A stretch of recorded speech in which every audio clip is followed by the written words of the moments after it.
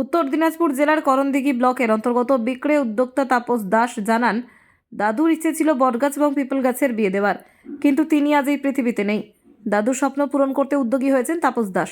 হিন্দু মতে সমস্ত রীতিনীতি মেনে ছেলের বাবা এবং মেয়ের বাবা দুজনকে বানানো হয়েছে।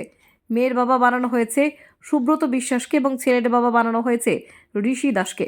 উদ্যোক্তা তাপস দাস কি বললেন শুনে নেব তার মুখ থেকে। বিয়ের পাশাপাশি খাবার দাবারেরও ব্যবস্থা করা হয়েছিল। এরকম উদ্যোগ নেওয়ার জন্য উদ্যোক্তাদের সাধুবাদ জানিয়েছেন গ্রামবাসীরা। এক প্রতিবেশী বলেন, এরকম অনুষ্ঠান করার জন্য উদ্যোক্তাদের সাধুবাদ জানাই। তিনি আরও বলেন, আজকের শিবরাত্রির দিনে এই দিনটাতেই শিব পার্বতী সম্পর্কটা এই দিনেই প্রতিষ্ঠাতা হয়েছিল, তাই এই দিনটি বেছে নেওয়া হয়েছে। আমরা এই অনুষ্ঠানের উদ্যোগ নিয়েছি। এই উদ্যোগের মেন যে আমাদের উনি হচ্ছেন আমাদের দাদু। তো কিছু কারণবশত এই দুনিয়া নাই এখন। কিছুদিন আগে আমাদের দাদু এখন চলে গেছে। তো এই আমাদের দাদুর এটা স্বপ্ন, এই বট গাছ পিপল গাছের বিয়ে দেওয়ার। তো কিছু কারণবশত পারলো না, এখন মারা গেছেন।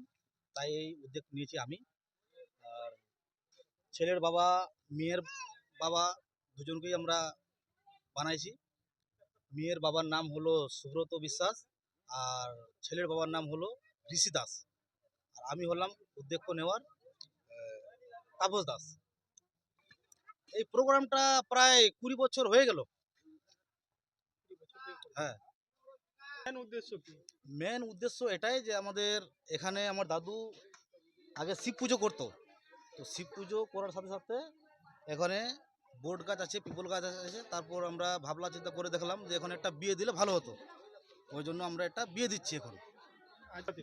আজকে শিবরাত্রি। হ্যাঁ, সেই শিবরাত্রির দিন বেছে নিলেন কেন?